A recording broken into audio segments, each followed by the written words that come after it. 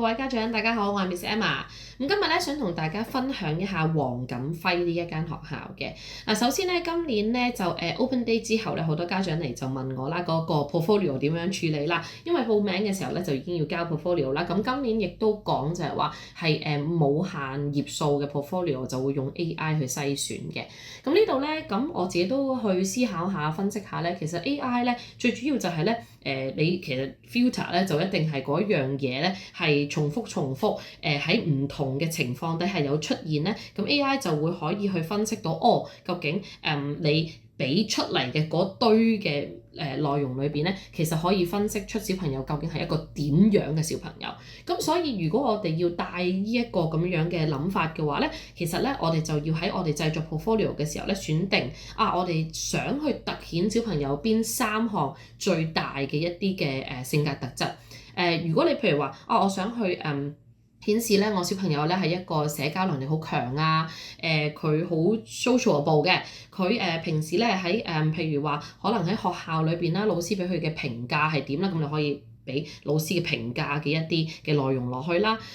或者係可能一啲日常上邊咧，你幫佢去安排嘅一啲活動啦，係咪好多 group 嘅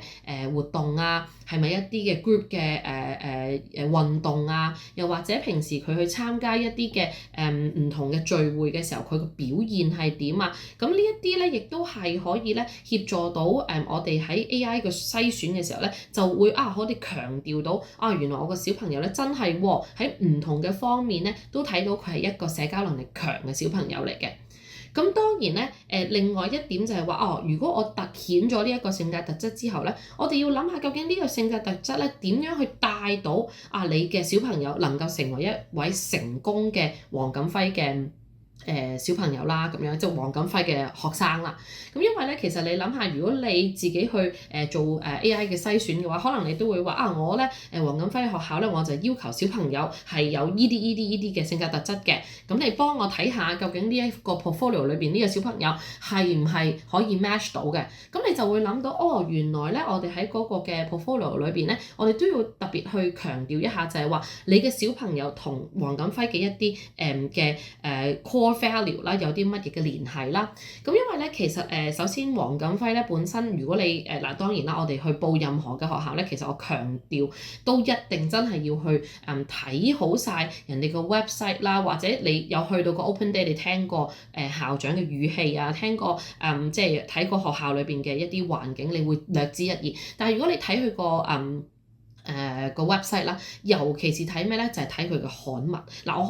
我好強調咧，家長係應該要睇下學校咧去即係發布嘅一啲刊物，因為其實嗰啲刊物咧係好 update 嘅，佢成日都會知道個學校嘅趨勢喺邊度，佢最近做過啲乜嘢，參加過啲咩活動啊，做過啲咩比賽啊，學校有啲乜嘢嘅成就出嚟，咁你就會從而睇到我個小朋友係譬如舉個例佢哋有 STEAM 嘅一啲獎項，咁你就會睇到原來咧我個小朋友咧佢喺幼稚園裏邊咧佢都有參加類似咁樣嘅活動，而都攞到啲咩嘅獎項，希望呢樣嘢都可以貢獻到俾黃錦輝咁樣。當然啦，呢個就好睇家長你自己覺唔覺得呢間學校係你自己好心儀嘅學校啦。咁如果你真係覺得我要用心去做呢一個嘅 portfolio 嘅時候咧，可能你就要有呢啲嘅角度去諗究竟點樣去令到我個 portfolio 突顯到我小朋友嘅一啲嘅優勢咯。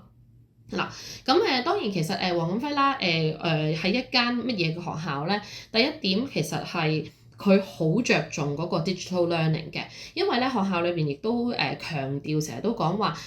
其實即係電子學習係好似小朋友嘅第4語言一樣啦。因為其實呢個都係好真，因為同埋佢成日都講係點樣去培養一啲可以 connect 到